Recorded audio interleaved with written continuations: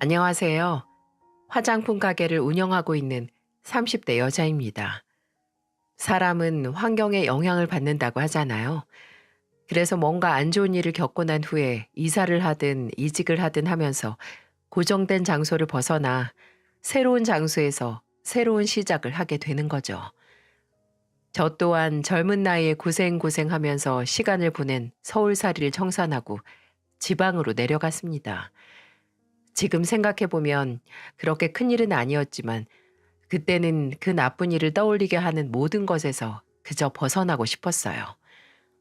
저에겐 20대 중후반에 만나 장장 5년 동안 만나서 사랑했던 남자가 있었습니다. 그때 다니던 회사 동기였는데 정말 깔끔하게 잘생긴 사람이었죠. 좀 뺀질거리긴 했지만 그때는 그 모습마저 좋았습니다. 안정적인 직장과 내가 사랑하는 사람이 옆에 있었기에 정말 만족스러운 삶이라고 생각을 했어요.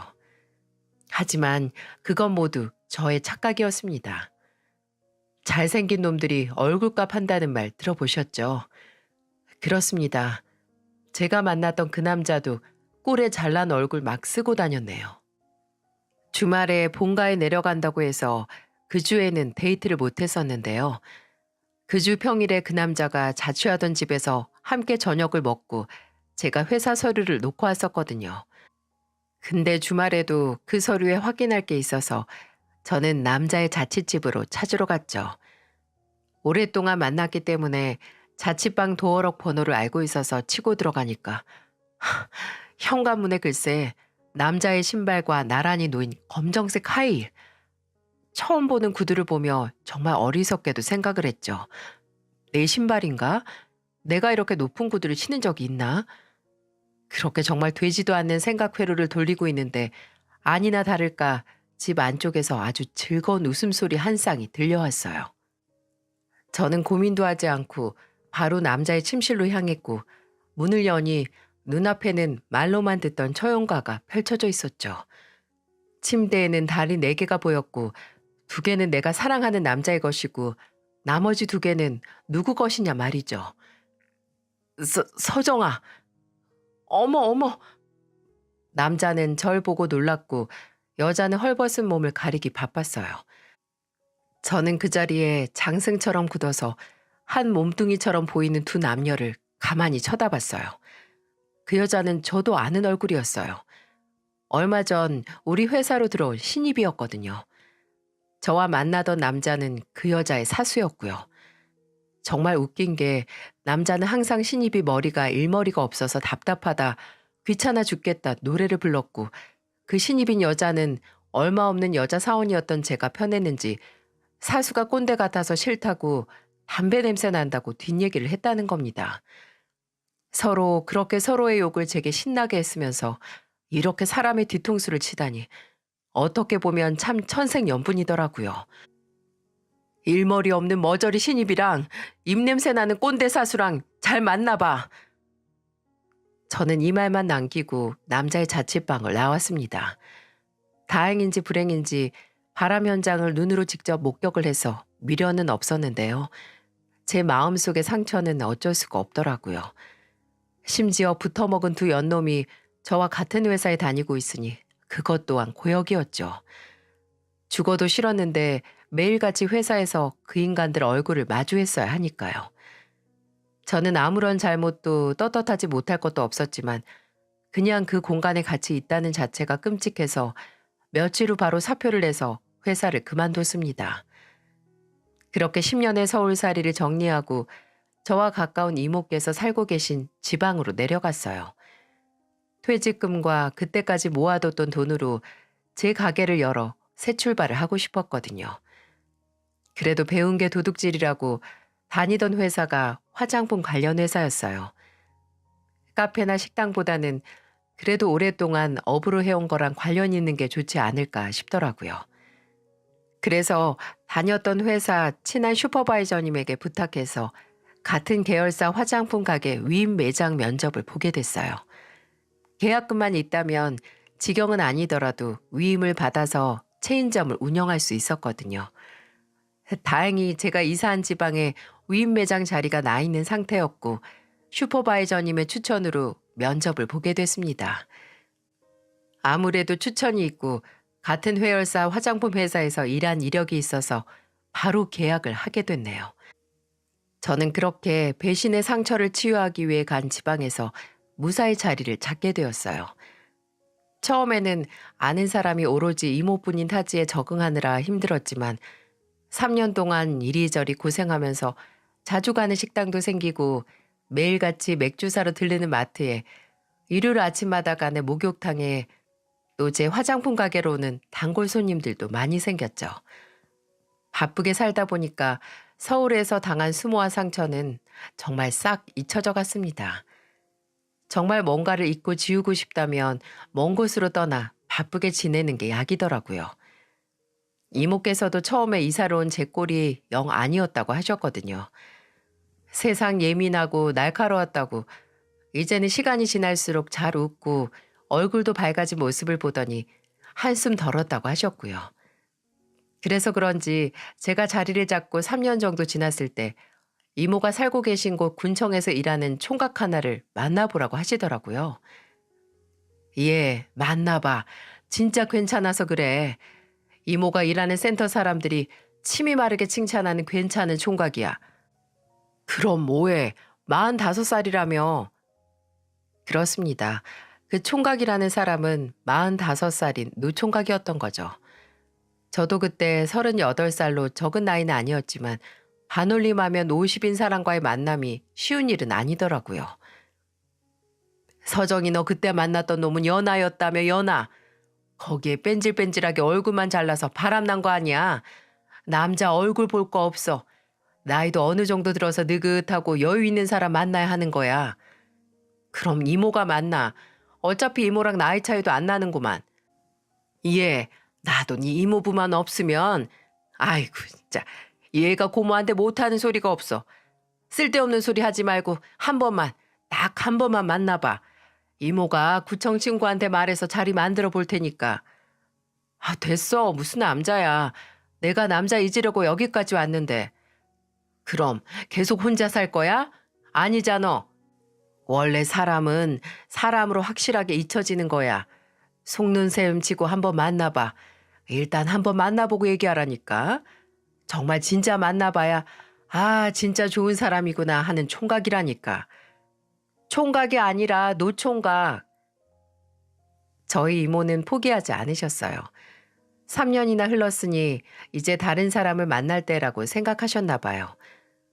곧 있음 40인 조카가 혼자 있는 게 계속 신경 쓰였던 거죠. 하지만 그 상대가 45살 노총각이라니 이모의 말로는 군청에서 일 잘하기로도 소문났고 어르신들한테도 잘해서 거의 그 군청의 아이돌이라고 하네요. 주말에는 봉사도 하고 다녀서 마을 어르신들은 다들 사윗감으로 점 찍어놨다고 하던데 아니 그렇게 좋은 사람이었으면 왜 아직 혼자겠냐고요? 이모의 권유를 계속 거절했지만 이모는 어느샌가 저희 부모님께도 이 말을 전해서 저희 엄마도 연락이 오기 시작했어요. 적은 나이가 아니고 당장 어떻게 하라는 것도 아니니 하루 만나보라고요. 저는 드디어 백기를 들었습니다. 이모에게는 정말 만나만 보는 거라고 단단히 못을 받고 이모께서 약속 장소로 나갔습니다. 처음 그 군청 아이돌을 마주한 제 머릿속에는 이 생각이 들었어요. 아, 정말 착하고 일을 잘하나 보다. 왜냐하면 군청 아이돌이라고 하기엔 정말 백정 같은 모습이었거든요. 등치는 산만했고 까무잡한 얼굴에 반팔 아래에 드러난 팔에는 털이 수북한 45살이라 들었는데 거의 한 50은 다 되어 보이는 노안이기까지 했죠. 예전에 5년 만난 3살 연하의 준수하고 잘생긴 얼굴에 그 바람난과는 정반대의 모습이었어요. 이모가 일부러 그 남자와는 정반대의 사람을 소개시켜 주시는 건가 할 정도로 판이하게 다른 모습이었어요. 제 이상형의 외모와는 너무나 다른 모습의 남자에게 솔직히 처음부터 정이 가진 않았어요. 근데 제가 이런 생각을 한 게 미안할 정도로 너무나 예의 바르고 착한 사람이었죠. 서정 씨가 하는 화장품 가게 많이 들어봤어요. 전 가본 적은 없는데 제 동생도 자주 가요. 아, 정말요? 그럼 저랑 만난 적도 있었겠네요. 근데 그럼 정규 씨는 화장품에 관심이 없나 봐요? 아유, 저야 원체 뭐 바르는 게 없어서요. 발라봤자 얼마나 좋아지는 것도 아니고. 그래도 다음에 한번 갈게요. 서정 씨가 좋은 걸로 추천해 주시면 다 사겠습니다. 겸손하고 생긴 것답지 않게 굉장히 조곤조곤한 말투.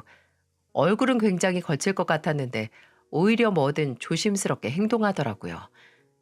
왜 사람이 반전 매력에 약하다고 하잖아요. 생긴 것과는 전혀 다른 모습을 보여주면 괜히 눈길이 간다나 뭐라나. 저도 딱 그랬던 것 같아요. 군청 아이돌인 남자가 왜 어르신들에게 인기가 많은지 알겠더라고요. 첫 만남이 생각보다 나쁘지 않게 끝나서 연락을 이어왔거든요. 근데 이 남자는 종종 저희 가게로 찾아왔어요. 비가 오는 날은 따뜻한 커피를, 볕이 강하게 내리쬐는 날은 얼음 가득한 아이스 라떼를 사와 제게 쥐어주고 가곤 했답니다. 심지어 제 것뿐만 아니라 저희 가게 아르바이트생들 것도 사와서 저를 놀라게 만들었죠. 그러고선 하는 말이 이거였어요. 그냥 근처 지나다가 사왔어요. 부담 갖지 말고 드세요. 남자가 일하는 군청과 제 가게는 완전 다른 동네였거든요. 귀여운 거짓말이었죠. 괜히 제가 부담스러워 할까봐 어디 갔다가 들어가는 길이다. 요 근처에 아는 형이 하는 식당에 있어서 왔다가 들렀다 등등. 어떻게 해서든 제 얼굴 한번 보려고 오는 모습이 점점 나쁘지 않게 다가오더군요. 매번 얼굴값 하는 전 애인의 갑질에 심신이 지친 연애를 해온 저이기에 남자의 그런 다가옴이 새롭게 느껴졌거든요. 그 후에도 몇 번의 만남이 있었고 남자의 어수룩한 정성에 마음이 기운 저는 연애를 시작했습니다. 몇 달의 연애 끝에 자연스럽게 결혼 이야기가 빨리 나온 건 어쩌면 자연스러운 일이었죠. 무엇보다도 가까운 곳에서 농사를 짓던 예비 시댁에서 큰아들이 얼른 장가가길 바라셨으니까요. 저와 예비 남편이 만나고 얼마 안 가 바로 저를 집으로 초대하셨거든요. 예비 남편은 계속 때가 되면 데리고 가겠다 이렇게 미루다가 5개월쯤 지났을 때 본인도 지쳤는지 제게 넌지시 말했습니다. 서정 씨, 부담 주는 것 같아서 너무 미안한데 우리 어머니가 서정 씨를 빨리 보고 싶어 해. 내가 나이가 좀 많잖아. 그리고 오랜만에 사람 만나는 거이기도 하고. 그래서 너무 궁금하신가 봐. 매일같이 빨리 데려오라고 하시네. 이해가 갔습니다. 결혼 정년기가 훨씬 넘은 아들이 누굴 만난다는 소식만 들어도 마음속으로 32번은 결혼식을 치렀을 테니까요. 그때는 저도 예비 남편과 결혼 생각이 아예 없었던 게 아니라서 몇 번의 고민 끝에 승낙을 했습니다.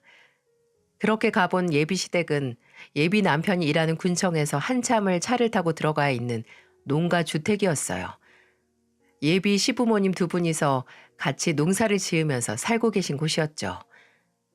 큰아들이 정말 오랜만에 데려온 며느리감 본다고 버선발로 나와서 저를 환영해 주시더군요. 잘 왔어요, 잘 왔어. 내가 궁금해서 아주 혼났네. 우리 큰아들 짝 얼굴 보고 싶어서 혼났어. 일단 얼른 들어가자고. 아이고, 정규랑 나이가 7살 차이 나는 줄 알았는데 얼굴만 보면 10살은 더 어려 보이네. 예비 시부모님께서는 환영을 해주시는 만큼 궁금하신 것도 많았죠. 흙냄새 많이 나지? 서울에서 내려온다고 했는데 이렇게 흙냄새 축축하게 많이 나는 것도 또 처음일 거야. 아니요. 저 부모님께서 소축사를 하셔서 흙냄새엔 익숙해요. 서울 간 것도 취업하면서 간 거라 그전까지는 흙냄새, 퇴비 냄새 맡으면서 살았어요. 아, 부모님께서 소를 기르셔? 그럼 사돈만 할 얘기가 많겠구먼. 소 농장이면 규모는 얼마나 되나? 소는 몇 마리나 있고.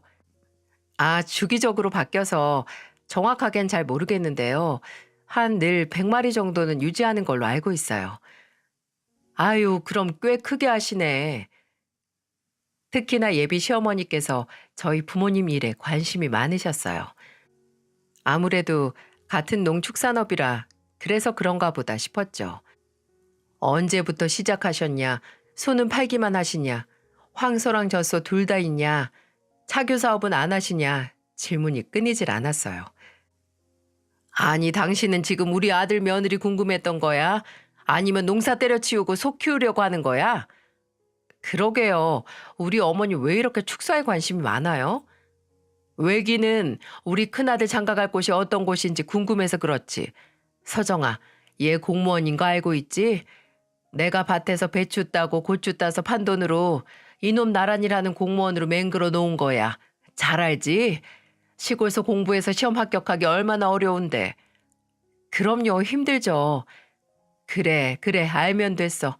아무리 서울에서 난다 간다 해도 여시골에서는 그저 공무원 딱 되면 그때부터 인생 쫙 피는 거야. 여기 우리 집 위에 지붕도 우리 정규가 싹 갈아준 거고 이번에 우리 여기 화장실도 싹 고쳐놨지. 내가 참 우리 아들 하나는 잘 낳아놨어. 어머니 그만 좀 해요. 무슨 영담을 말해요? 서정 씨가 속으로 비웃겠어. 웃기는 왜 웃어? 개천에서 난 용이 딱 우리 아들인데. 서정아, 얘가 시기를 놓쳐서 결혼을 못한 거지 어디 문제가 있어서 그런 거 절대 아니다. 서정이가 그건 알아줘야 돼.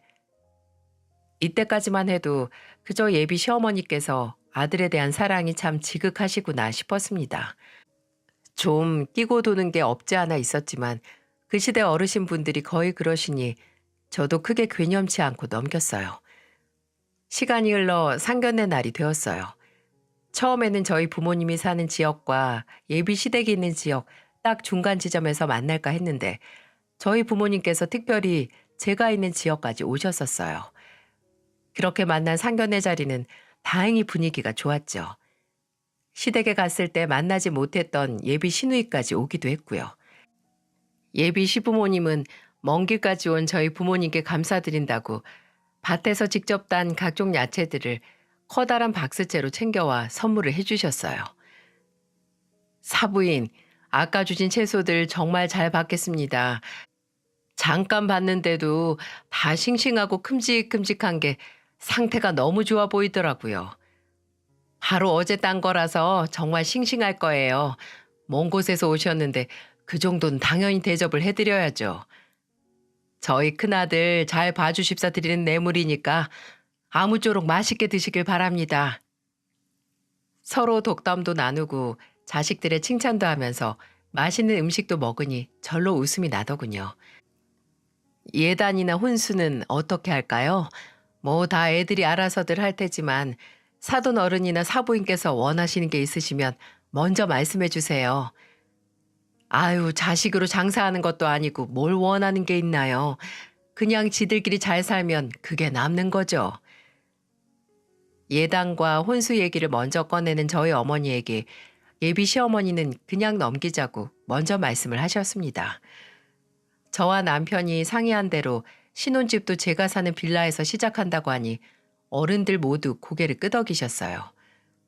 나이가 찰 대로 찬 자식들이 결혼을 하니 모두 알아서 해라 하셔서 오히려 마음이 편했죠. 그러다가 저희 어머니께서 말없이 식사만 하는 예비 시누이에게 말을 거셨어요. 사돈 처녀도 서울에서 일했다고 했는데 우리 서정이처럼 잠깐 쉬려고 고향으로 내려온 거예요? 아, 서울에서 일하긴 했는데 다시 올라갈 생각은 없어요. 아니 왜? 아무래도 젊은 사람 일하기에는 서울이 더 자리가 많지 않나? 회사 다녔다고 들었는데. 회사에서 일하다가 꼰대들 갑질에 질렸거든요. 한 달에 200도 못 받는데 이거 해라 저거 해라 시키는 것만 많고 잔소리는 또 얼마나 심하던지. 저도 그냥 저희 오빠처럼 공무원이나 준비하려고요. 저보다 나이가 어렸던 예비 시누이는 저희 부모님의 물음에 아주 가감없이 말하더군요. 그래도 적지 않은 나이였는데 좀 너무 가볍다고 해야 할까요? 그래도 거슬릴 만큼 무례하진 않아서 다행이었죠. 예비 시누이의 말을 듣던 예비 남편이 어이가 없다는 듯이 이런 말을 했습니다. 공무원은 뭐 갑질 없는 줄 알아?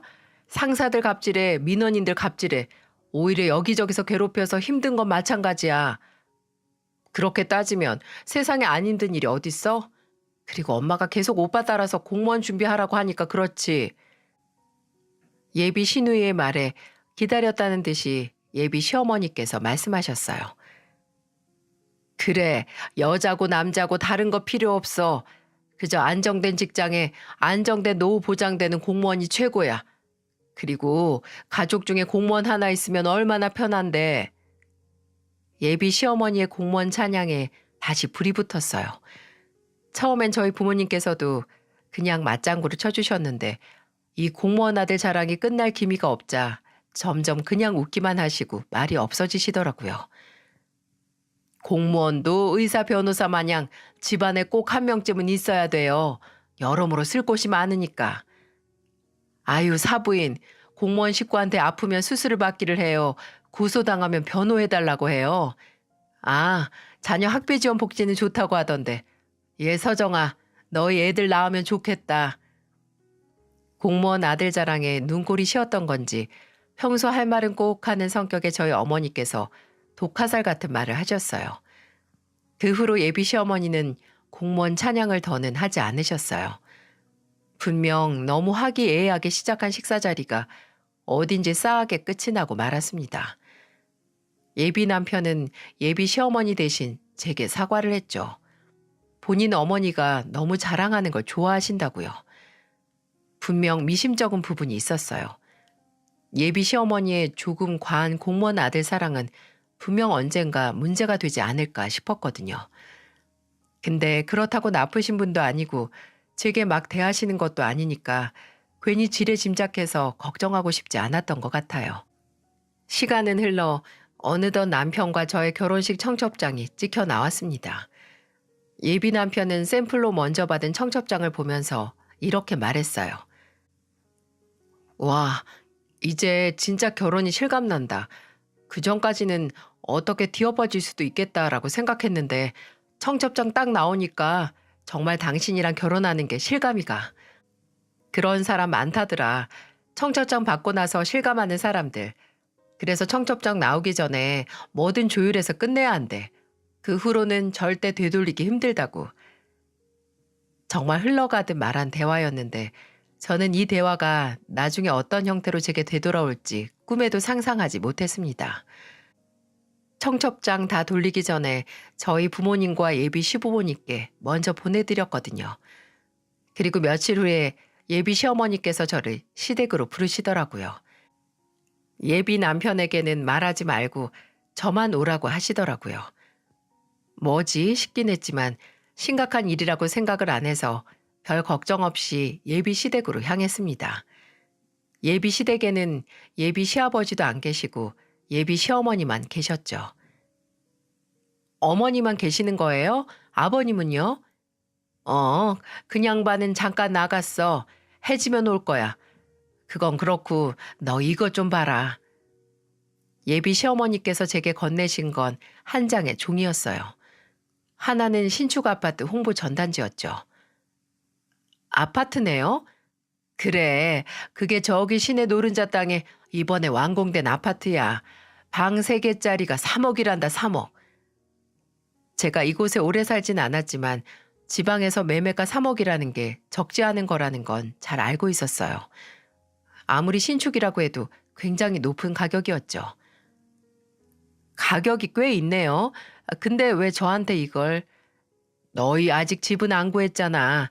여기가 어떨까 해서.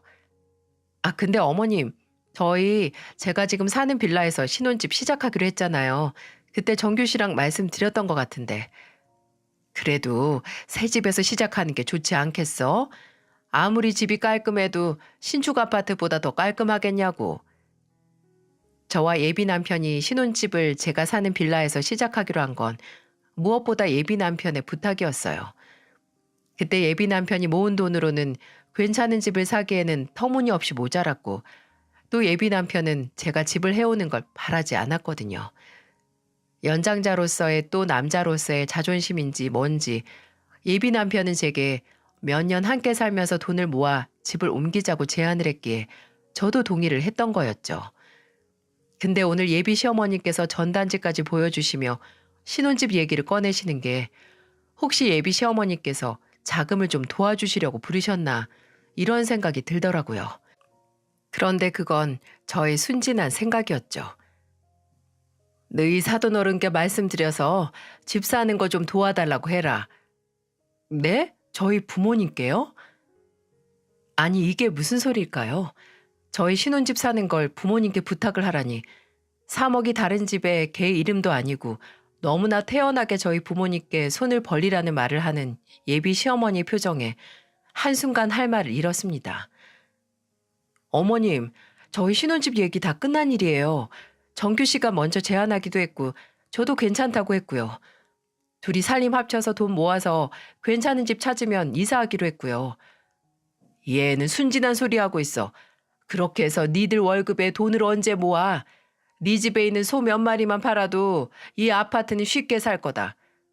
내가 사돈 양반들이 이런 괜찮은 정보를 모르고 계실까 봐 너한테 먼저 알려주는 거야. 이거 집에 보여드려라. 어? 새 집에서 시작해야 시작이 좋은 거야.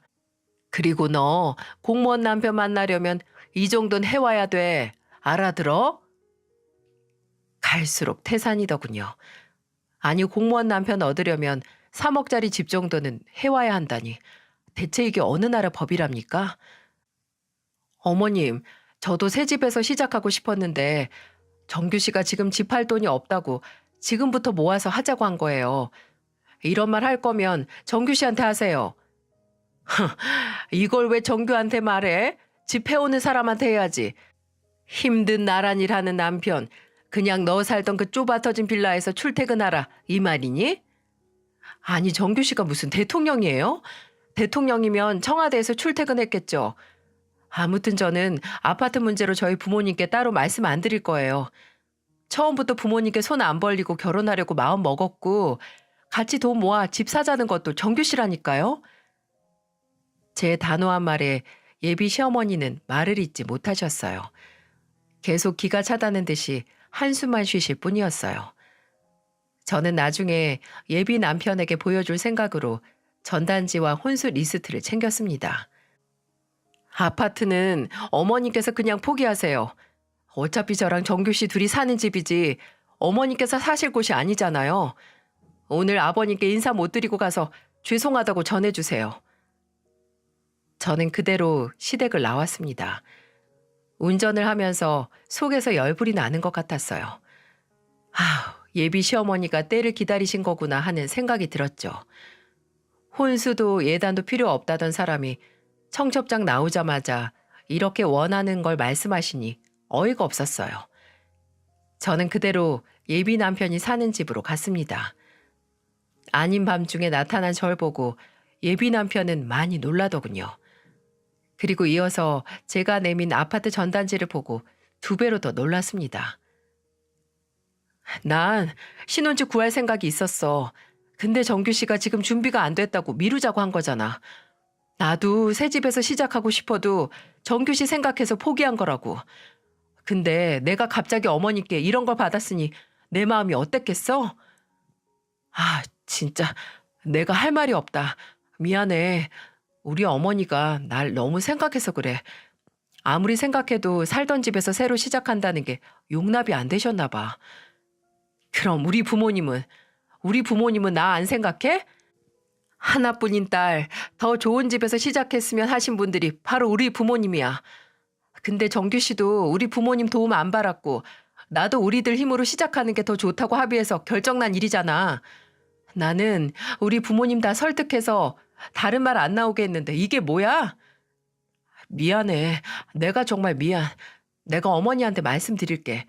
더 이상 이런 문제로 얘기 안 나오게 내가 말씀 잘 드려볼게. 제게 미안해서 어쩔 줄 몰라 하는 예비 남편을 보니 화가 한꺼풀 풀렸습니다. 예비 남편은 본인이 해결하겠다고 제게 단단히 약속을 했고 저는 그런 예비 남편의 말을 믿었어요. 그 후로 따로 예비 시어머니께 연락은 없었습니다. 하지만 저는 계속 그날 일이 마음에 걸렸어요.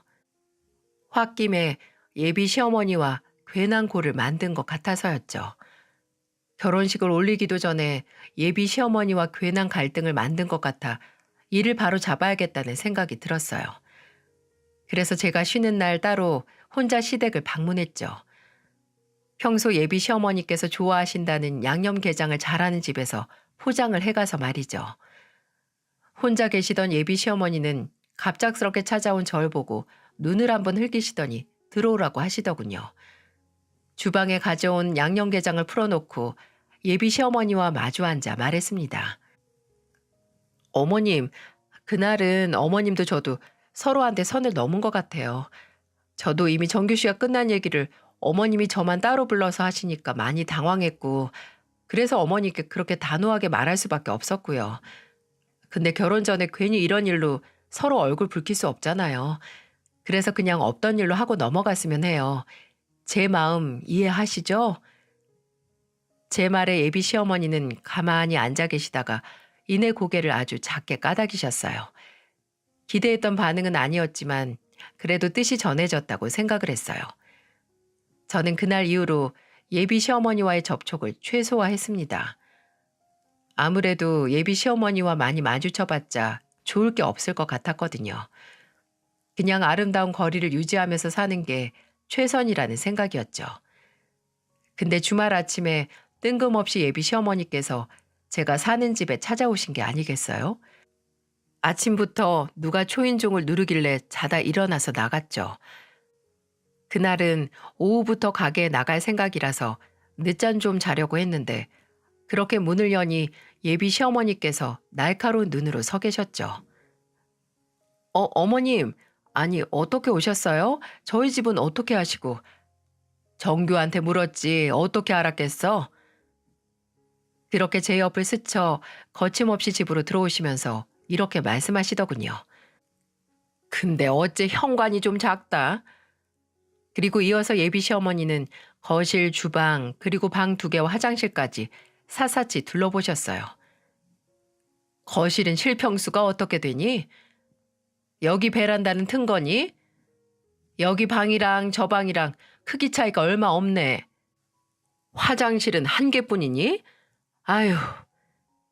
그리고 알았습니다. 아, 예비 시어머니께서 신혼집 대신한다는 집을 살펴보러 오셨구나 하고요. 매서운 눈으로 이쪽 저쪽 살펴보던 예비 시어머니는 거실 소파에 앉아 제게 말씀하셨어요. 화장실이 1개라서 불편하겠는데? 저랑 정규 씨랑 둘이 사는데 화장실이 1개면 되죠. 뭐 사람 수대로 화장실 쓰나요? 아니, 너랑 정규 결혼하면 내가 한 1년만 부탁하고 싶은 게 있는데. 어떤 건데요? 정미가 이번에 제 오빠 따라서 공무원 시험 준비하잖니. 근데 집에서 시내 학원까지 다니기 아무래도 힘들 것 같아서 지금 집에서 시내까지 가려면 차 끌고 가야 하니까. 그래서 말인데 시험 준비하는 딱 1년만 니들 집에서 정미가 좀 같이 살면 안 될까 해서. 부탁이 있다는 말부터 불안했는데 역시나였어요. 서울에서 일을 그만두고 지금은 시댁에서 살고 있는 시누이가 시험을 준비하는 동안 맡아달라는 거 아닌가요? 아니, 학생도 아니고 30이 넘는 어른인데 왜 굳이 오빠의 신혼집에서 학원을 다니며 시험 준비를 해야 할까요? 아가씨가 어린애도 아니고 시댁에서 다니기가 힘들면 잠깐 자취방이라도 구하면 되죠. 서울에서 자취할 때 뺀 전세금도 있을 거 아니에요. 그건 지 돈이 아니라 나랑 애 아빠 돈이었지. 근데 어차피 시내랑 가까운데 오빠가 사는 집이 있는데 뭐하러 돈을 써? 근데 아가씨는 괜찮대요? 어머니 말씀처럼 여기 화장실도 1개라서 불편할 거고 집도 그렇게 크지 않은데요. 걔가 싫을 게 뭐 있어. 지 오빠랑 세원이랑 살면 아무래도 마음도 놓일 거고. 그리고 집이 좁은 건 그러게 내가 아파트 얘기했잖니. 거긴 방도 3개고 화장실도 2개라서 불편할 거 하나 없을 텐데. 공무원 된다는 가족 팍팍 밀어줘야지. 정미가 붙으면 나중에 네가 덕보는 거야. 신우이와 마치 이미 확정짓고 말하는 것 같아서 더 이상 말을 하고 싶지 않았습니다. 더 이상 뭐든 싫다고 거절하는 며느리로 보이고 싶지도 않아서 저는 예비 시어머니께 이렇게 말을 했어요. 어머님, 일단 정규 씨랑 상의 좀 해볼게요. 저도 지금 갑자기 들어서 정신이 하나도 없기도 하고. 정규? 정규는 걱정 말어. 이미 말했으니까. 무슨 말이요? 정규 씨도 알고 있어요? 내가 정규한테 먼저 말했는데 정규가 너한테 물어보라고 하더라. 전혀 듣도 보도 못한 얘기였어요. 아니 이런 얘기를 예비 시어머니께 들었으면 저한테 떠넘기는 게 아니라 본인 선에서 해결을 하든가 아니면 들었으면 먼저 말을 해줘야 하는 거 아닌가요? 저는 머리끝까지 화가 났고 일단 예비 시어머니께는 나중에 말을 드리겠다 하고는 돌려보냈어요. 그리고 예비 남편에게는 저 가게 문 닫는 시간에 맞춰 저희 집으로 좀 와달라고 문자를 남겼죠. 하루 종일 매장에서 일하면서 화를 가다듬었습니다. 이렇게 화가 난 상태에서 제대로 된 대화를 할 수 없었으니까요. 그렇게 밤 늦은 시간 집으로 가니까 먼저 온 예비 남편이 저를 기다리고 있더라고요. 아직 예비 시어머니께 들은 말이 없는지 별 생각이 없어 보이는 예비 남편의 얼굴. 저는 영문을 모르는 예비 남편에게 호흡을 가다듬고 말했습니다. 아가씨가 시험 준비하면서 여기서 산다고 하는 거 언제 들었어? 그제서야 예비 남편은 아차 싶은 표정을 하더군요. 그리고 더듬더듬 말을 했어요. 아니, 어머니가 정미 시험 준비하면서 시내 근처에서 자취해야 할 것 같다고 하는데 우리 집에서 하는 게 어떠냐고 해서 나야 상관이 없고 당신만 동의하면 되는 거니까 당신한테 물어보라고 했지. 그럼 내가 허락할 거라고 생각했어? 넓지도 않은 이 집에서 시누이랑 같이 살라는 걸? 아무리 그래도 어머님한테 직접 듣는 게 아니라 당신이 나한테 말을 했어야지. 미안해. 내가 생각이 없었어. 그냥 어머니가 힘들어 보이셔서 지금 정미 자취방 구해주실 여윳돈이 없으시대. 그래서 난 그냥.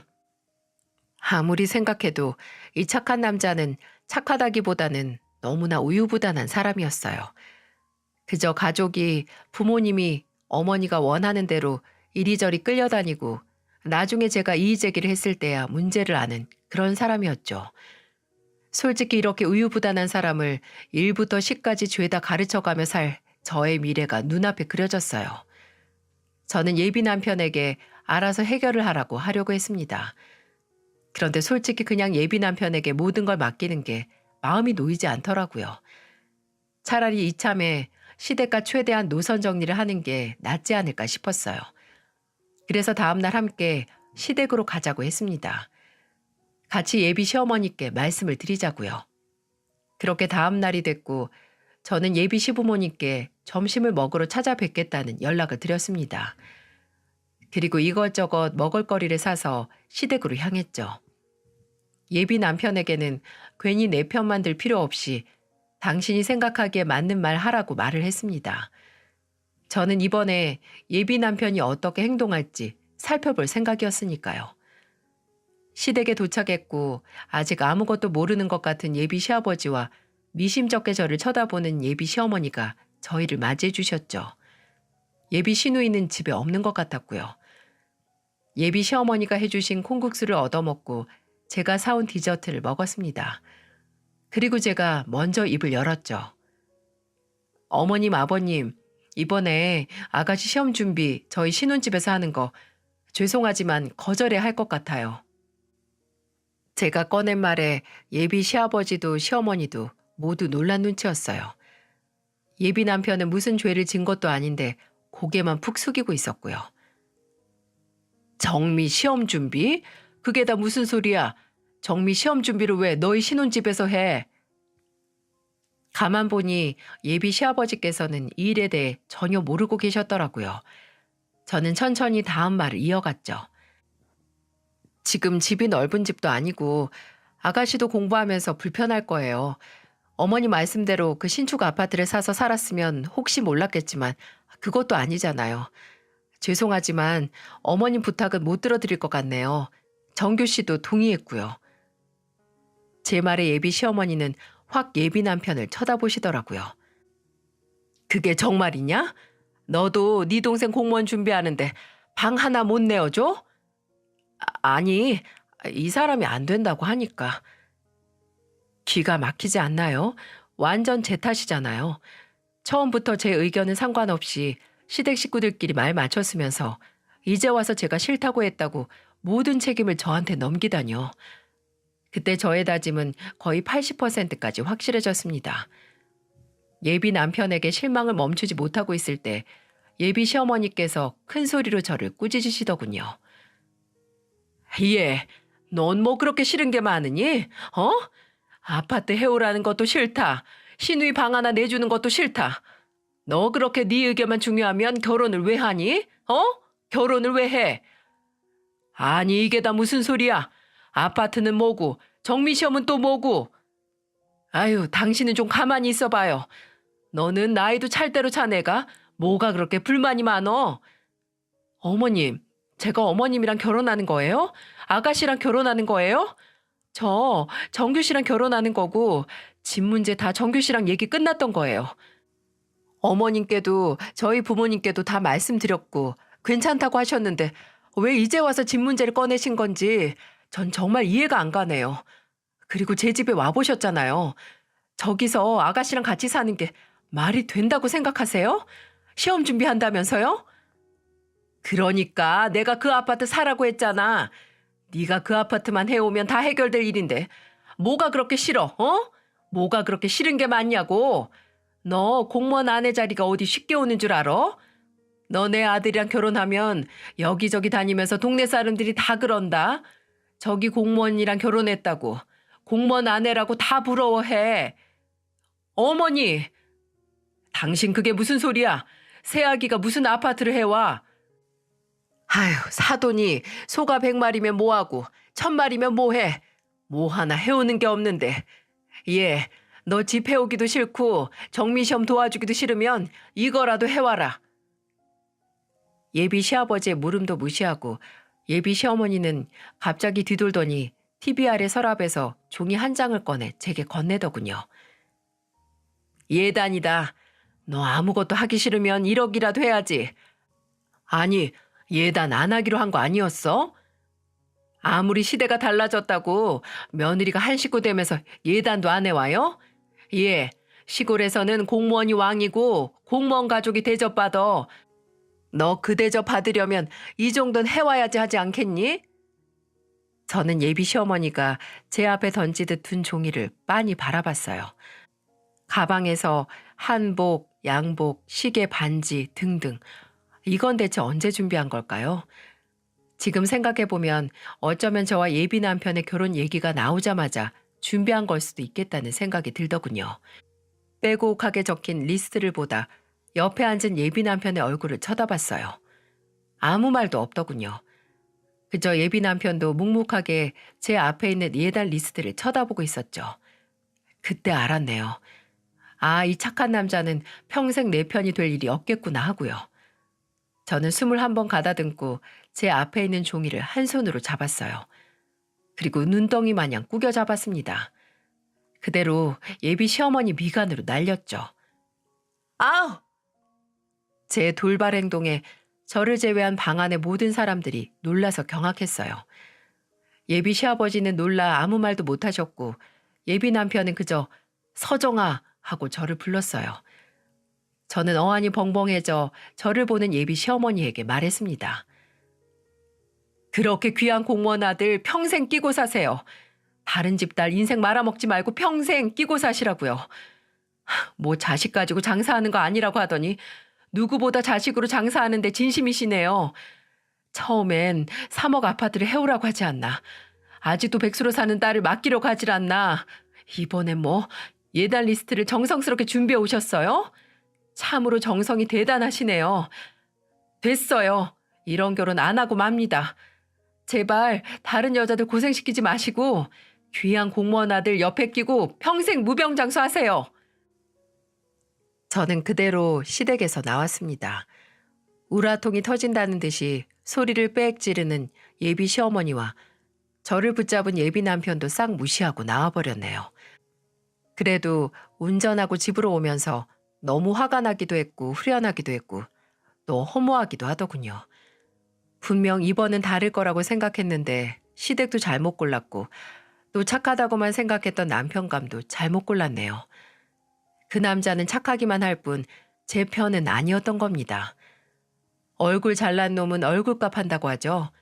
못생긴 놈은 꼴값 하더군요. 저는 바로 저희 부모님께 연락을 했습니다. 파혼했다고요. 지금까지 일을 모두 어머니께 말하니까 어머니는 차라리 잘 됐다고 하셨어요. 처음부터 이상했다고. 이미 잘할 대로 자란 공무원 아들 예뻐 죽으려고 하는 모습에 어머니께서도 미심쩍으셨다고요. 그날 그대로 집으로 오고 밤이 되자 예비 남편은 득달같이 제게 찾아왔더라고요. 제발 말 좀 하자고 애절하게 말해서 들여보내줬더니 정말 말도 안 되는 변명만 늘어놓더군요. 내가 미안해. 아니 나는 그 예단 리스트 보고 당신이랑 같이 준비하려고 했지. 나랑 같이 준비하고 당신이 준비했다고 어머니께 말씀드리면 됐잖아. 지금 그게 말이 돼? 내가 왜 화났는지 모르겠어? 잘난 공무원 아들 하면서 나한테 뭐든 받아내려는 모습에 화가 난다는 거잖아. 나는 뭐 소중한 딸 아니야?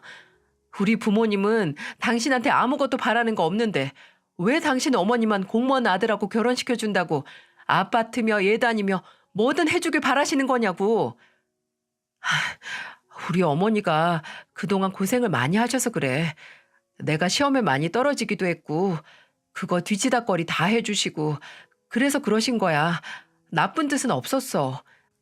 그래, 당신도 그렇게 안쓰러운 어머니랑 평생 살고 당신 어머니도 대단한 공무원 아들이랑 평생 살면 되겠네. 그게 모두 다가 행복한 결말이야.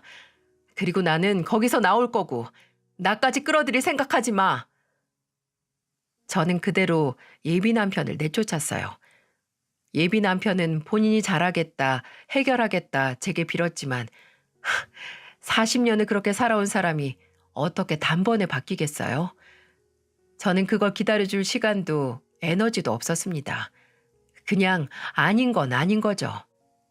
예비 남편이었던 남자에게 결혼식 계약금을 돌려줬어요. 먼저 파혼을 통보한 건 저이기에 반만 돌려보는 게 아니라 그냥 전 금액을 다 돌려줬어요. 분명 잘못은 제가 아닌 예비 시댁이 있어서 제가 다 부담하는 게 억울하긴 했지만 그저 큰 인생 수업료라고 치고 보냈습니다.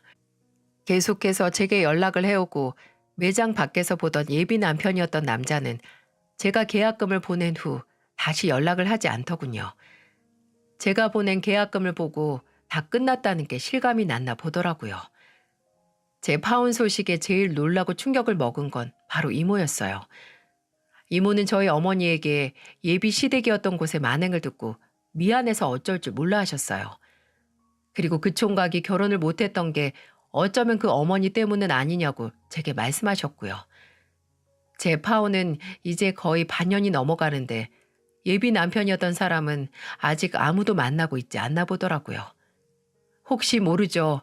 귀한 공무원 아들로 장사하려던 어머니 덕분에 평생 혼자 사는 건 아닌지요. 주변에 파혼 소식을 알리는 것보다 더 힘들었던 건 분명 나쁜 일을 잊기 위해 온 곳에서 또다시 이런 일이 벌어졌다는 걸 인정하는 일이었어요. 나쁜 일은 어디에서도 있을 수 있지만 정말 이곳에서는 이런 일이 안 벌어졌으면 했거든요. 하지만 이번에는 도망치지 않았어요. 모든 걸 정리하고 떠나기보다는 그저 지나간 일, 나는 떳떳한 일이라고 생각하며 버티려고요. 예전에는 제게 닥친 비극을 마주할 용기가 없어 그곳을 떠났지만 종종 왜 내가 떠났을까 하는 의문이 들었거든요. 이번에는 그런 의문이 들지 않도록 저를 비켜간 비극을 마주하고 버티려고요. 또 이제는 사람은 사람으로 잊혀진다는 말을 믿지 않습니다. 사람을 잊는 건 그저 내 자신이 홀로 있어도 완전한 사람이 되는 것뿐이라는 걸 이번에 알았어요. 괜히 완전히 다른 타인이 결혼으로 내 편이 된다고 생각하지 않고 그저 내 편은 나뿐이라는 걸 인지하고 더 단단한 사람이 되려고 합니다. 그래서 요즘에는 이것저것 많이 보고 배우고 다니고 있어요. 새로 매장에 온 알바생이 추천해줘서 향수 제조하는 수업도 나가고 목공 수업도 들으러 다니고 있어요. 역시 사람은 바쁘게 움직여야 이런저런 쓸데없는 생각이 안 드는 것 같습니다. 한번 커다란 재해와 같은 관계가 저를 비껴갔다고 생각하니 오히려 차분해지는 기분이에요. 몇 년 전만 하더라도 남자도 결혼에 대한 집착과 불안이 마음에 어느 정도 있었는데 그게 싹 사라진 기분이랍니다. 역시 그 어떤 것보다도 경험이 최고의 수업이 아닌가 싶네요. 제 기나긴 인생 수업 경험담을 들어주신 분들에게 감사의 말씀을 전하고 싶어요. 모두 단단하고 강한 사람이 되셨으면 좋겠습니다.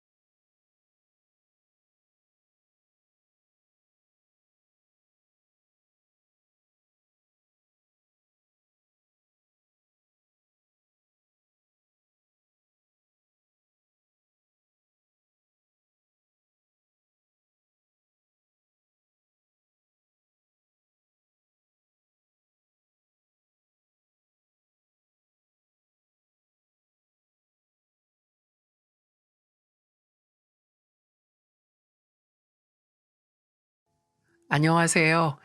저는 40대 초반의 남자입니다.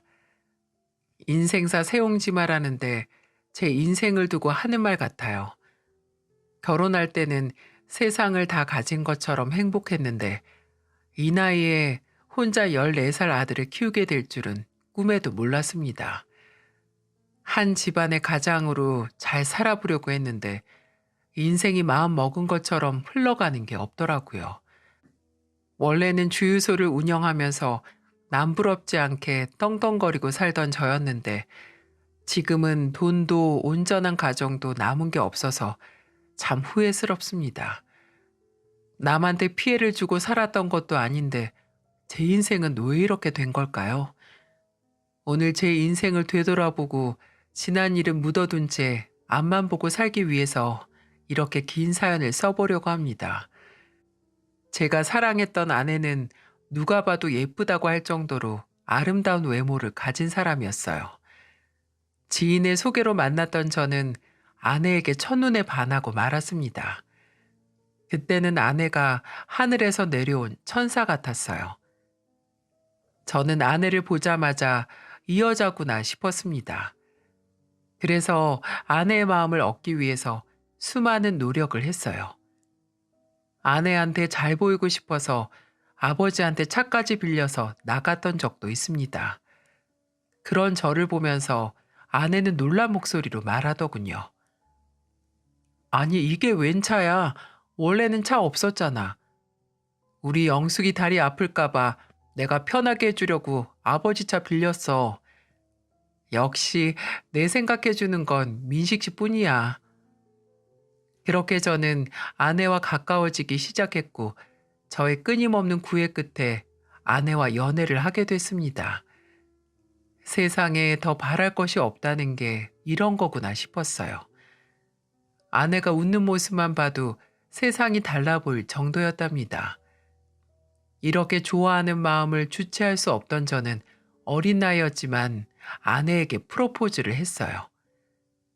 저는 주유소 사업을 하던 아버지 밑에서 일을 배우고 있었기 때문에 충분히 결혼을 할 수 있던 상황이었어요. 그때 제 생각은 어차피 연애하다 결혼할 거라면 빨리 결혼해서 살림을 합치는 게 더 경제적이라고 생각했죠. 그래서 저희는 남들보다 일찍 결혼을 하게 됐습니다.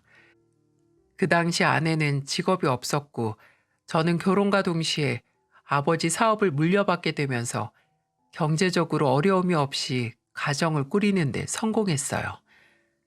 하늘에서도 저희 결혼을 축하해 주듯 결혼 후 아내는 임신까지 하게 됐답니다. 정말로 가장이 된 저는 일과 가족들만 생각하면서 열심히 살았어요. 아내의 뱃속에 아들이 생긴 후부터 어깨는 무거워졌지만 그저 행복하기만 하더군요. 아버지께 물려받은 주유소는 날로 번창하고 있었고 아들이 초등학생이 될 때까지도 부족함이 없었어요. 하지만 아들이 초등학교 6학년이 됐을 무렵 사고를 치고 말았습니다. 주유소 사업을 늘려보려고 무리하게 투자를 시도하다 결국 사기를 당하고 만 거예요. 하루아침에 주유소를 모두 날릴 위기에 처한 저는 어떻게든 원금을 찾아보려고 노력했습니다. 주유소만큼은 끝까지 지켜보려고 노력했어요.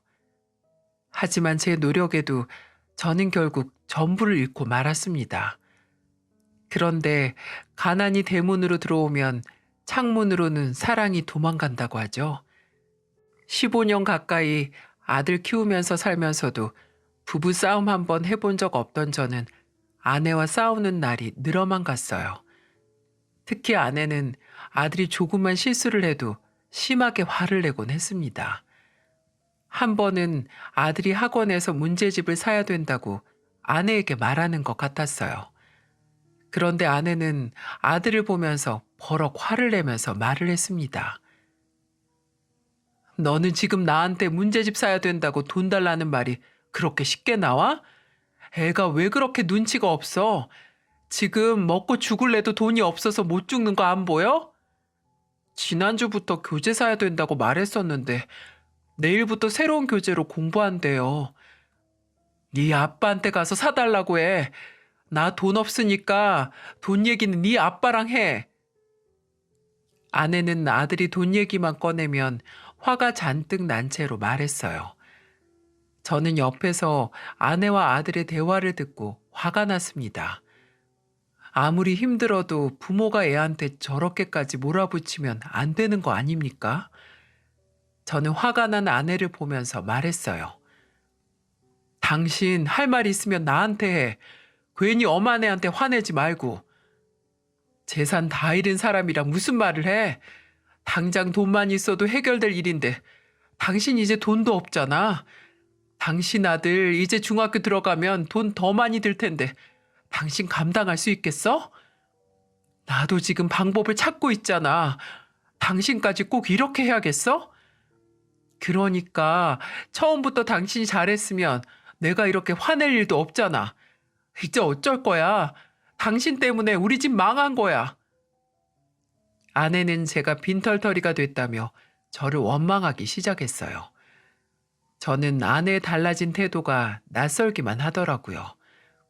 아내만 있다면 어떤 고난도 이겨낼 수 있을 거라고 생각했는데 아내와 제 생각은 많이 달랐던 모양입니다.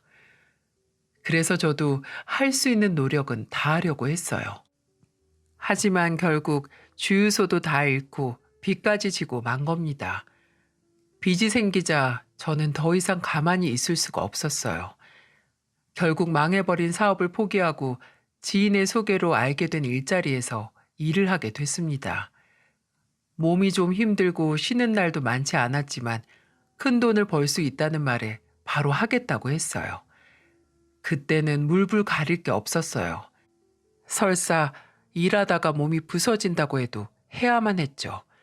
제가 돈만 벌면 집안에서 더 이상 싸울 일이 없을 거라고 생각했습니다.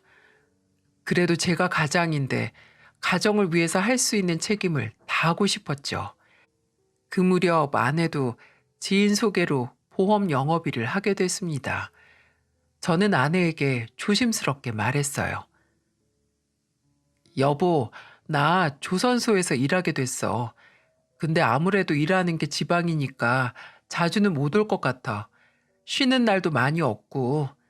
당신이 힘들겠지만 혼자서 아들이랑 잘 있어. 내가 자주자주 올라올게. 내가 너무 당신 바가지만 긁었나 봐. 너무 막막해서 화만 나더라. 나도 일 시작했으니까 일단 빚부터 갚자. 열심히 벌면 금방 갚고 또 새로 시작할 수 있을 거야. 내가 미안해. 당신도 몸 조심해. 우리 지금 건강이 재산이야. 아내와 저는 빚 갚고 다시 시작하자면서 다짐을 했습니다. 그때 저는 지방으로 가서 돈을 버는 것 말고 다른 방법이 없었어요. 그래도 다시 예전처럼 아내와 아들 세 식구가 행복하게 지낼 수만 있다면 이 한 몸 부서져도 괜찮다고 생각했죠. 하지만 제가 지방으로 내려가 일을 하겠다고 했던 선택은 장고 끝에 둔 악수였다는 걸 그때는 몰랐네요. 원래 생각이 길면 잘못된 선택을 한다고 하죠. 그때는 빚을 갚아야 된다는 생각에 몸이 멀어지면 마음도 멀어진다는 생각은 못했습니다. 지방에 있는 조선소에서 배 내부와 외부 페인트를 칠하는 일이었어요. 그러다 보니까 휴일이 많지 않았고요. 일은 힘들고 휴일도 짧다 보니까 집에 자주 갈 수가 없었어요. 그래서 짧으면 일주일에 한 번, 길게는 2, 3주에 한 번씩 집에 가게 된 겁니다. 그래도 가장답게 일해서 돈만 벌 수 있다면 괜찮다고 생각했어요. 그렇게 일을 시작하고 1년 정도 지났을 무렵이었습니다. 아들이 14살 되던 해에 저희 부부는 파국을 맞이했어요. 1년 동안 빚만 갚으면서 살다 보니까 부부 사이가 남보다 못하게 변하고 있었어요. 저는 점점 아내가 변하고 있다는 걸 느끼기 시작했죠. 제가 휴일에 집에 가면 아내의 달라진 태도가 저를 속상하게 만들었습니다. 돈만 잘 벌어오면 아내와 다시 잘 지낼 수 있다고 생각했던 건 저만의 착각이었던 거예요. 한 번은 2주 만에 휴무가 생겨서 서울 집으로 갔습니다. 오랜만에 아들까지 데리고 나가서 외식도 하고 배부르게 저녁을 먹었던 날이었어요. 아들도 가족들끼리 외식해서 신이 났는지 기분이 아주 좋아 보이더군요. 그렇게 잘 먹고 밤 늦은 시간에 잠자리에 누웠는데 글쎄 아내가 침대 밑에 이불을 까는 거예요. 그래서 저는 방바닥에 이불을 깔고 있는 아내를 보면서 말했죠. 침대에서 같이 자면 되지. 왜 밑에다가 이불을 깔고 있어? 혼자 자는 게 편해. 맨날 혼자 편하게 자다가 당신 오면 얼마나 불편한 줄 알아? 내가 잠버릇이 심한 것도 아니고 그냥 올라와서 같이 자. 오랜만에 왔는데. 싫다니까. 그냥 편한 대로 자면 되지. 그리고 당신 씻어도 페인트 냄새 엄청 나는 거 알아? 잠이라도 좀 편하게 자자. 저는 따로 자는 게 편하다는 아내의 말에 충격을 받고 말았어요. 게다가 페인트 냄새까지 난다면서 마치 더러운 벌레 보듯 말하는 아내 표정을 보니까 기분이 이상하더군요. 아무리 그래도 부부인데 오랜만에 만나면 애틋하고 반가울 만하지 않습니까? 그래도 안방 바닥에서 아내가 자는 건 화낼 일도 아니었어요. 한 번은 아예 베개까지 다 챙겨서 아들 방에서 자기까지 하더군요. 점점 아내가 저를 거부한다는 생각에 어이가 없었어요. 그래서 바닥에 이불을 펴고 자려는 아내를 보면서 화가 난 목소리로 말했습니다. 월급 가져와야만 남편이고 서방이지? 당신이야말로 그러는 거 아니야. 저는 서운한 마음에 아내한테 괜히 투정 부리듯 말을 했어요. 그런데 아내는 제 말을 귓등으로도 안 듣고 이불을 머리까지 덮고는 아예 등을 돌려버렸습니다. 이게 부부라고 할 수 있나 싶었어요. 그런데 이것보다 저를 더 화나게 만든 건 다음 날 아침이었어요. 먼 타지에서 혼자 일하던 남편이 오랜만에 집에 오면 진수성찬까지는 아니더라도 밥이 될 만한 건 차려줘야 되는 거 아닙니까? 사연 듣는 분들이라면 남편한테 어떻게 해주실 것 같으세요? 저는 오랜만에 서울집에 가는 날이면 집밥 먹을 생각에 들뜨기까지 했거든요. 매번 백반집에서 밥을 먹거나 편의점에서 산 도시락으로 대충 끼니를 때워서 그런지 집에서 갓 지은 밥이 너무 그리웠어요. 그런데 이런 제 기대와 달리 아내는 다음날 아침 전자레인지에 돌린 즉석밥과 냉장고에 있던 김치를 꺼내주는 겁니다. 저는 정말 황당했어요. 그리고는 대충 먹고 치우라고 말하는 아내를 보자 화가 치밀었죠. 저는 숟가락을 들지도 않고 아내를 보면서 말했어요. 집 나갔던 개가 다시 집에 들어와도 이렇게 성의 없이 챙겨주진 않겠다. 내가 자주 오는 것도 아닌데 그 한 번 집밥 제대로 챙겨주는 게 그렇게 어려워? 내가 누구 때문에 보험 팔면서 이 고생을 하는데 사업 다 말아먹고 집구석 이렇게 만들었으면 그냥 주는 대로 좀 먹어. 내가 언제 당신 보고 빚 갚으라고 했어? 나 힘들게 돈 벌어서 빚 갚고 생활비까지 주는데 이런 식으로 해주는 게 어딨어. 나는 뭐 돈 벌어오는 기계 취급하는 거야? 돈이나 잘 벌면 내가 돈 버는 기계에 기름칠이라도 해주지. 누가 보면 돈 엄청나게 벌어오는 줄 알겠네. 제가 아내한테 생색 내려던 건 아니었지만 아내의 말에 저는 화가 날 수밖에 없었어요. 어떻게든 식구들 힘들지 않게 살게 해주겠다고 노력하는 제가 바보가 된 것만 같았어요. 갑자기 그동안의 노력이 허탈하게까지 느껴지더군요. 저는 아내의 날카로운 말에 화를 내면서 말했어요. 그래, 내가 엄청나게 버는 것도 아닌데 생활비까지 보내면서 괜한 고생을 했네. 나 앞으로 생활비 안 보낼 테니까 당신이 번 돈으로 살아보든지. 왜 갑자기 생활비로 그래? 내가 나 혼자 쓰는 돈도 아니고 당신 아들도 쓰는 돈이야. 아침부터 귀찮게 진짜. 알았어. 밥 새로 해줄게. 기다려. 결국 아내는 생활비를 안 주겠다는 말에 아침밥을 준비하기 시작했어요. 이거야말로 엎드려 절받기 아닌가요? 그래도 저는 그렇게라도 집밥을 먹고 싶었습니다. 그때는 좀 오기도 있었던 것 같네요. 오랜만에 집에 왔는데 아내의 냉랭한 태도에 기분만 상하고 말았죠. 기러기 가족들의 생활은 다 이런 겁니까? 아내와 싸웠던 건 이뿐만이 아니었어요. 아내와 아침밥으로 다툰 이후 힘들더라도 집에 자주 가야겠다고 생각했어요. 그래서 일주일 만에 겨우 휴일을 받아서 서울로 올라갔습니다. 그런데 아내의 반응은 냉랭했어요. 저는 자주 봐야 대화도 많이 할 수 있고 괜한 오해가 없을 거라고 생각했어요.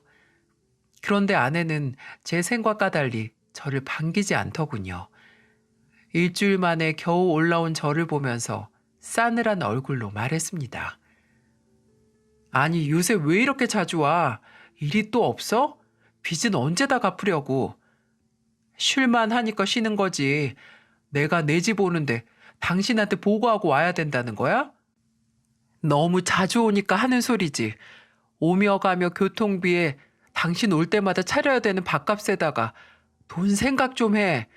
나중에 아들한테 빚 물려주고 싶어? 제 아내 정말 해도 해도 너무하는 거 아닌가요?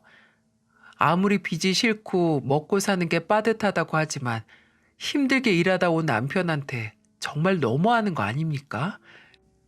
저는 현관에서부터 문전박대하는 아내를 보자 있는 정도 뚝 떨어지는 것 같았어요. 정말 가난이 우리 가족을 다 갈라놓는구나 싶었습니다.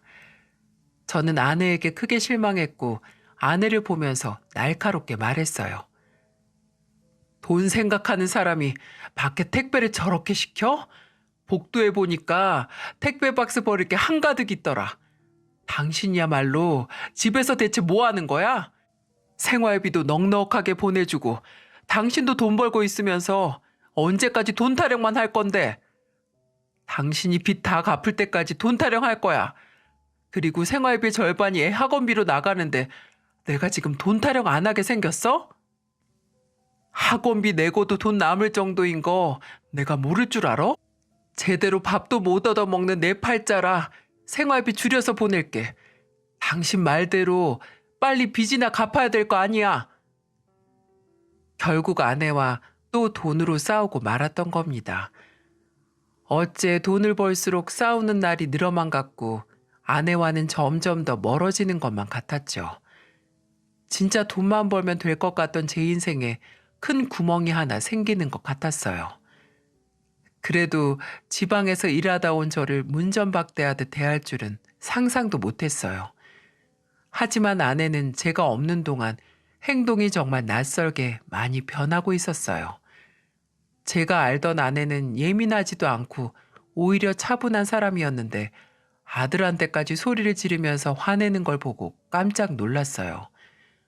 일주일 만에 집에 왔다고 아내와 싸웠던 날 집안 분위기는 냉랭했습니다.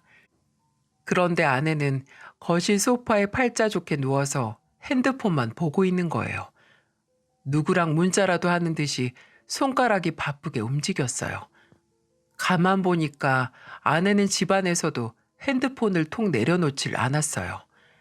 그러다 화장실 간다고 잠깐 핸드폰을 내려둔 사이 아내 핸드폰에서 전화벨이 울렸습니다. 처음에는 급한 전화가 아니겠거니 했는데 잠깐 끊기더니 또다시 울리는 거예요. 그래서 아들한테 핸드폰 엄마 가져다 주라며 말했습니다.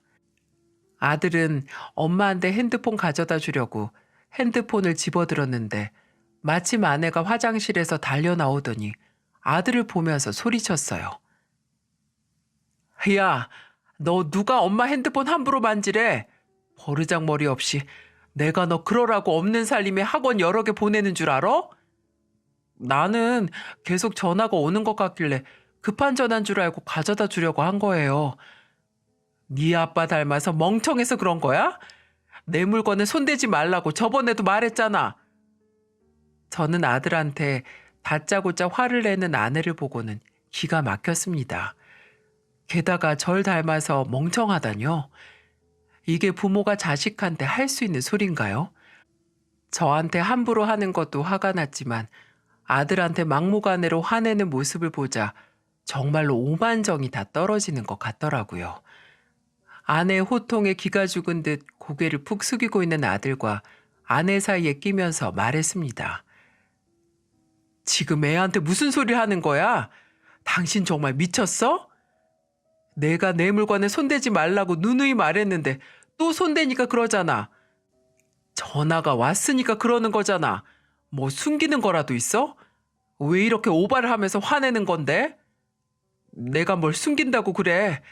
당신이야말로 아들 당신처럼 키우기 싫으면 가정교육 똑바로 시켜. 당신이야말로 애한테 한 번만 더 함부로 하기만 해. 그땐 진짜 내가 가만히 안 있을 거야. 저는 아내에게 호통을 치면서 말하고 아들을 데리고 방으로 들어갔어요. 핸드폰이 뭐라고 이렇게까지 아들을 쥐어잡을 듯이 화를 내는 건지 이해할 수가 없었죠. 저는 아들과 방으로 들어와서 아들을 달래줬어요. 그러자 아들은 제 품에 안겨서 눈물을 보이더군요. 제가 없는 동안 아들은 무슨 일이라도 있었던 건지 서럽게 울었어요. 그렇게 한참을 달래주다 저는 아들에게 다정하게 물었습니다. 요즘 엄마한테 자주 혼났어? 왜 그렇게 엄마한테 기가 잔뜩 죽었어? 엄마 일하느라 바빠서 자주 못 보는 건 괜찮은데 요즘엔 나만 보면 화만 내. 무슨 화를 낸다는 거야? 엄마가 너 공부 못한다고 혼내기라도 해? 엄마 요즘 내가 밥만 많이 먹어도 화내고 학교에서 늦게 와도 화내. 나 아빠랑 살고 싶어. 엄마 너무 무서워. 저는 아들의 말을 듣고 놀랄 수밖에 없었어요. 그동안 아내한테 생활비를 보내면 집안 살림 잘하고 있을 거라고 생각했어요. 그만큼 아내를 믿고 있었고요. 하지만 이런 제 믿음을 깨뜨리기 시작한 건 바로 아내였죠. 아들의 말을 듣고 가만히 생각해 보니까 아내의 행동이 수상해지기 시작했어요. 아들이 지방에 있는 저와 살고 싶다는 말까지 하니까 아내가 더 의심스러웠습니다. 분명 사업이 망했을 때보다 훨씬 더 살만해졌는데 아내는 매번 돈 타령이었어요. 게다가 제가 의심할 수밖에 없던 상황은 또 있었어요. 다시 지방으로 내려가려고 옷을 챙기고 있는데 옷장에서 글쎄 못 보던 옷이 나온 거예요. 제가 좀 덩치가 있는 편이라 옷은 늘 큰 옷만 입었는데 제가 평소에 입던 상의 사이즈도 아닐 뿐더러 셔츠가 있는 겁니다. 저는 평소에 단추가 있는 옷을 별로 안 좋아했어요. 그런데 옷장에서 남자 반팔 셔츠에 사이즈도 제 것이 아닌 옷이 나오니까 황당하더군요. 저는 짐을 챙기다가 말고 아내를 불러서 물었어요. 아니, 이 옷은 뭐야? 내 옷은 아닌 것 같은데. 사이즈도 그렇고 내가 언제 셔츠를 입었다고 이런 게 다 내 옷장에 있어?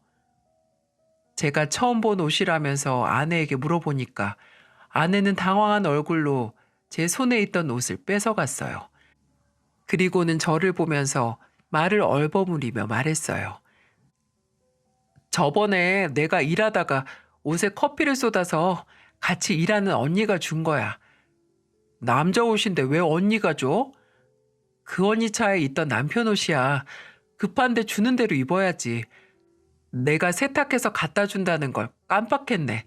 신경 쓰지 마. 아무리 봐도 아내 행동이 영 수상했어요.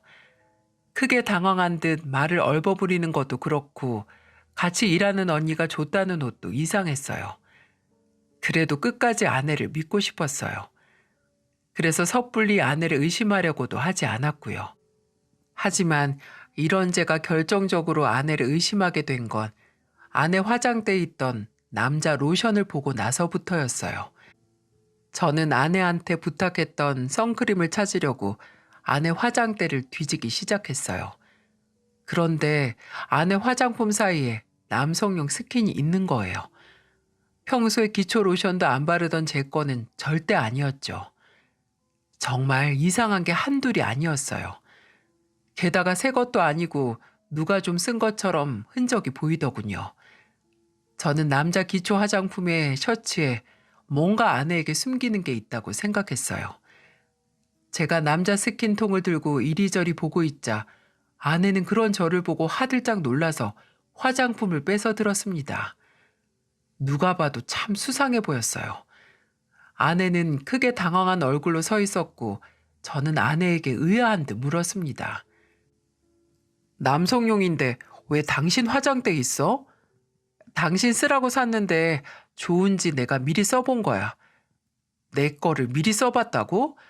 화장품이 다 똑같지 왜 그런 짓을 해, 쓸데없이. 그리고 나 로션 안 바르는 거 알잖아. 한 번 써보라고 산 거지. 아이, 생각해서 사다 줘도 말이 많어. 됐어. 쓰기 싫으면 두고 가. 좋은 걸 해줘도 알아봐야 해주지. 아내는 괜히 화를 내고 나가더라고요.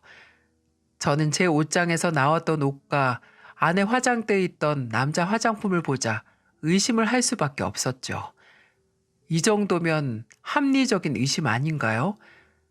그래도 끝까지 마음 한구석에서는 아닐 거라고 믿고 싶었어요. 아내는 그럴 사람이 아니라고 믿고 있었고 중학생 아들 둔 엄마로서 절대 가정을 버릴 만한 행동을 할 사람은 아닐 거라고 믿고 있었습니다. 하지만 한 번 의심이 드니까 나쁜 생각은 걷잡을 수 없더라고요. 그래서 아예 작은 의심을 뿌리 뽑고자 하는 마음에 용산 전자상가로 가서 소형 카메라를 샀습니다. 무턱대고 의심만 하는 것보다 제대로 상황을 아는 게 먼저라고 생각했어요. 저는 지방으로 내려가기 전에 카메라를 사서 거실에 설치해뒀습니다. 정말 설치하면서도 이게 맞는 건가 싶었어요. 하지만 아무리 생각해도 떨어져 있는 시간이 더 긴 아내와 제 사이에 작은 의심도 생겨서는 안 된다고 판단했던 거죠. 결국 저는 카메라를 설치해두고 지방으로 다시 내려와야만 했어요. 그렇게 한 2주를 일하느라고 집을 비워두었네요. 저는 집을 비우고 일하는 2주 동안 머릿속이 복잡했어요. 그래도 설치해둔 카메라가 마지막 희망이었어요. 그만큼 아내를 철석같이 믿고 있었죠. 아무 일도 없을 거라고 괜한 제 의심이라고 생각하려고 애썼습니다. 하지만 이런 제 믿음과 달리 아내는 끝내 저를 배신하고 말았어요. 2주 만에 집에 돌아온 저는 오자마자 카메라를 노트북에 연결해서 영상을 확인했습니다. 저는 노트북에서 나오는 영상을 확인하자마자 뒤통수를 세게 얻어맞은 것 같았어요. 영상 속에서 제가 보고 놀란 상황은 아들이 학교를 간 뒤 벌어지더군요. 아들이 나가고 아내가 혼자 남은 집에 제 30년 지기 초등학교 동창 친구가 익숙한 듯이 들어온 거예요. 정말 상상도 못한 조합이었습니다. 영상 속의 두 사람은 거실에서 손도 꼭 잡고 서로 대화를 나누며 다정해 보이더군요. 게다가 아내는 거실에 상을 펼쳐서 밥상까지 차리고 있었고요. 등골 빠지게 일하다 온 남편한테는 김치 하나 겨우 꺼내준 데다가 밥도 즉석밥을 꺼내줬으면서 초등학교 동창 친구한테는 갓 지은 밥에다가 반찬도 다양하게 차려주더군요. 이걸 보고도 제가 가만히 있을 수 있겠습니까? 내 집에서 아들 학교 보내고 아내가 제 친구랑 히덕거리고 있는 걸 보자 정말로 온몸에 피가 식는 기분이었어요. 저는 아내와 친구가 어떻게 만났는지 의문이었죠. 가만 생각해 보니까 제가 사업이 망한 뒤에 아내가 보험 영업을 시작했을 때 친구들과 만났을 때 얘기를 했던 적이 있었거든요. 그런데 그때 친구 한 놈이 암보험 실비 같은 게 필요하다며 말을 하길래 아내 명함을 줬었어요. 정말 순수한 마음으로 했던 일인데 일이 이렇게 흐를 줄은 꿈에도 몰랐고 아내한테 도움이 되려고 했던 제 생각은 전부 틀렸던 겁니다. 가정을 지키려고 했던 제 노력이 한순간에 물거품이 되는 순간이었어요. 저는 그동안 무엇을 위해서 밤낮 없이 일했던 걸까요? 제 인생 참으로 허망하지 않나요? 영상을 보고 정신이 번쩍 든 저는 아내와 이제 이혼하겠다고 다짐했습니다. 친구랑 바람난 아내랑 누가 살 수 있겠어요? 저는 아내가 외도하는 부분이 담긴 장면을 편집해서 핸드폰으로도 옮겨놓고 컴퓨터에도 따로 저장을 해뒀습니다. 그리고 아내가 오기만을 기다렸죠. 시간이 조금 지나자 아내가 신이 난 표정으로 들어오다가 저를 보고는 갑자기 한숨을 쉬는 모습을 보자 가증스럽더군요. 더 이상은 참을 수 없던 저는 아내를 추궁하며 물었어요. 당신 화장까지 하고 어딜 그렇게 신나게 다녀와? 어디 남자라도 숨겨뒀어? 아니 오랜만에 와서 한다는 소리가 고작 그거야? 당신 무슨 의처증 있어? 당신이 의심을 하게 만들었잖아. 아니 내가 뭘 돈도 못 버는 한심하고 멍청한 남편이랑 사는데 내가 밖에서 내 맘대로 놀지도 못해? 내 팔자 이렇게 만든 게 누군데? 머리가 나쁘니까 손발이 고생하는 당신이 뭘 알겠어? 아내는 끝까지 제게 화를 내면서 말했습니다. 정말 어이가 없었어요. 진짜 적반하장도 유분수지 세상에 이런 뻔뻔한 사람이 또 있을까 싶었답니다. 끝까지 뻔뻔하게 발악을 하면서 제게 화를 내는 아내를 보자 기가 막혀서 더 이상은 참을 수가 없더군요. 그래서 저는 고래고래 소리를 지르던 아내의 뺨을 쳐버렸어요. 제가 갑자기 아내의 뺨을 치자 아내는 놀랐는지 눈을 동그랗게 뜨고 절 보더군요. 전 아내한테 노트북 영상을 재생시키면서 말했습니다. 당신이야말로 머리가 나쁘니까 집구석에서 무슨 짓을 했는지도 모르고 화내는 거지? 애 엄마가 미쳤어. 진짜 정신 나간 게 누군데 나한테 화를 내? 아내는 뺨을 부여잡고 제가 재생한 노트북을 보고는 얼굴이 하얗게 질려 있었어요. 그리고는 노트북 영상을 끄려고 하자 노트북을 옆으로 치워버리더군요. 그러자 아내는 말을 더듬으면서 제 팔에 매달리며 말했어요. 당신 친구가 먼저 꼬셨어. 나는 진짜 보험만 팔려고 했다니까. 진짜야. 나 좀 믿어줘. 저리 안 떨어져? 더러운 손 어딜 손대? 지금 제정신이야? 당신은 바람 필 때 애 생각도 안 났어? 나는 일하면서도 아무리 힘들어도 당신이랑 우리 아들 편하게 해줄 생각에 이 악물고 일했는데 나한테 어떻게 이럴 수가 있어? 화를 주체하지 못하고 저는 거실에 있는 물건을 전부 뒤집어 엎었습니다. 아내는 끝까지 제게 매달리면서 울더군요. 그리고는 끝까지 오해를 하면서 친구가 꼬신 거라며 말했습니다. 지금 누가 먼저 꼬신 게 문제입니까? 꼬신 사람이나 넘어간 사람이나 똑같은 거 아닌가요? 너무 화가 난 저는 미리 핸드폰으로 옮겨둔 영상을 초등학교 동창 친구에게 보냈어요. 친구는 대기업에 재직 중인 친구였죠. 아내는 제가 친구에게 바람핀 영상을 보내자 갑자기 목 놓아 울기 시작하더군요.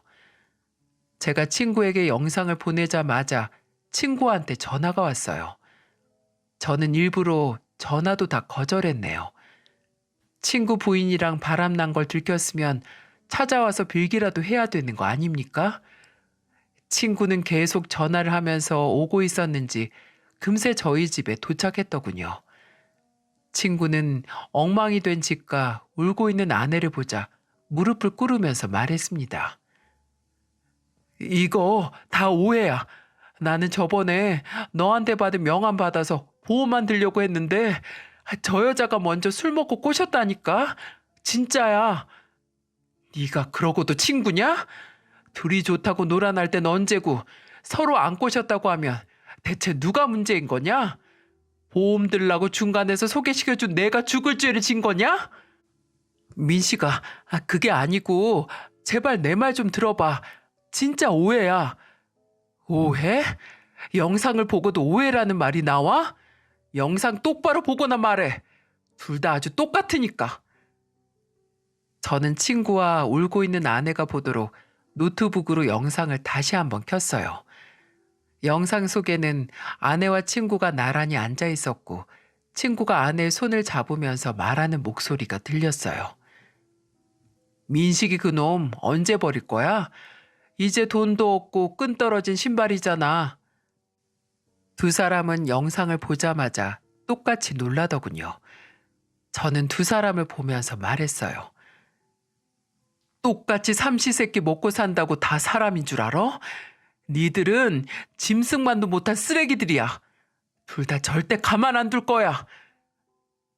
제가 가만 안 두겠다고 말하자 쓰레기 같은 친구 놈은 무릎을 꿇고 제 다리에 매달리며 말하더군요. 내가 진짜 잘못했어. 한 번만 봐주라. 이거 우리 아내가 알면 나 이혼당해. 알잖아. 내가 다시는 네 눈앞에도 안 나타나고 죽은 듯이 살게. 제발 한 번만 이렇게 빌게. 내 집은 풍비박산 만들고 네 가정만 중요해? 너 같은 걸 가장이라고 믿고 사는 재수 씨가 불쌍하다. 나는 너 다시는 사회에 발도 못 붙이게 만들 거야. 나 진짜 이혼당하면 우리 애들은 어떡해. 아직 어린데 부모가 이혼하면 얼마나 힘들겠어. 그러니까 제발 한 번만. 부모도 부모다워야 부모지. 너는 있으니만 못해. 평소 부부 동반 모임을 자주 하던 저는 재수 씨의 번호를 알고 있었어요. 그래서 재수 씨한테 영상을 보내려고 하는 순간 친구놈이 제 핸드폰을 뺏었습니다. 그리고는 제게 다시 한번 빌면서 애원하며 말하더군요. 내가 한 5천만 원 정도 위자료도 줄게. 그러니까 이번 딱 한 번만 조용히 묻어줘. 아내도 모르는 돈이야. 너 돈 필요하잖아. 대신 비밀로 해줘. 제발 부탁이야. 가정 박살 내놓고 돈 5천으로 입막음 하겠다고? 내가 너처럼 입만 산 놈 말을 어떻게 믿어? 그렇게 돈 자랑이 하고 싶으면 너 내 계좌번호 알잖아. 한번 보내보던지. 내가 보내줄게. 진짜 한 번만 봐주라. 저는 친구가 돈을 수백억을 보낸다고 해도 이 일을 조용히 묻을 생각이 없었어요. 그런데 친구는 제가 정말 입을 닫을 줄 알았는지 정말로 돈을 보낸 거예요. 그렇다고 제가 돈 5천만 원에 입을 다물 수 있었겠어요? 친구는 제게 5천만 원을 보내고 갔어요. 어찌나 한심하던지 이런 놈이랑 바람난 아내도 멍청해 보일 지경이었어요. 저는 아내도 집에서 쫓아내 버렸죠. 세상에 제 두 눈으로 바람 피는 걸 봤는데 어떻게 같이 살 수 있겠습니까? 그리고 저는 친구 아내에게 편집했던 영상을 모두 보내고 자초지종을 설명하기 위해서 약속을 잡고 재수 씨가 있는 곳으로 갔습니다. 친구의 아내는 공무원이었어요. 제가 보낸 영상을 보고 충격을 받은 듯한 얼굴이었죠. 저는 침착하게 다 설명했어요. 저번에 보험 들겠다고 해서 제 아내 명함을 줬던 적이 있는데 그때 서로 알게 된 것 같아요. 제 친구랑 30년 지기예요. 충격도 너무 크고 믿었던 친구한테 배신당하니까 누굴 믿고 살겠어요. 이런 놈도 남편이라고 제가 그동안 살았다고 생각하니까 기가 막혀요. 대체 무슨 생각으로 진짜 제가 다 면목이 없네요. 재수 씨는 화가 잔뜩 난 얼굴로 친구한테 전화를 하는 것 같았습니다. 대충 들어보니 더 볼 것도 없이 집에도 오지 말고 이혼 서류나 받을 준비하라며 막 화를 내더군요. 저는 속이 다 시원했어요. 그런데 이 와중에도 제 친구는 어땠는 줄 아시나요? 재수 씨한테 이혼 소송 당했다면서 저한테 화를 내는 겁니다. 정말로 어이가 없더군요. 그러면서 제게 5천만 원 내놓으라며 화를 내면서 이렇게 말했습니다. 내 5천만 원 당장 내놔. 말 안 하는 조건으로 돈 받아다 놓고 뒤통수를 쳐? 나 말 안 하겠다고 한 적 없다. 네가 무작정 보낸 거잖아. 나 이혼당하면 네가 책임질 거야? 너는 나랑 내 아들까지 인생 망쳐놓은 거야. 위자료 더 줘도 모자를 파네. 뭐? 뚫린 입이라고 전화해서 5천을 내놓으라고 할 수 있어? 네가 잘못했는지 내가 잘못한 건지 친구들한테 물어봐야겠네. 저는 돈 내놓으라는 친구 말에 기가 찬 듯 말하고는 전화를 끊어버렸어요. 그리고는 친구와 아내가 바람난 영상을 초등학교 친구들이 모여있는 단체 채팅방에 다 올려버렸어요. 몇 분 뒤 영상을 본 친구들은 하나같이 친구놈을 욕하기 시작했습니다.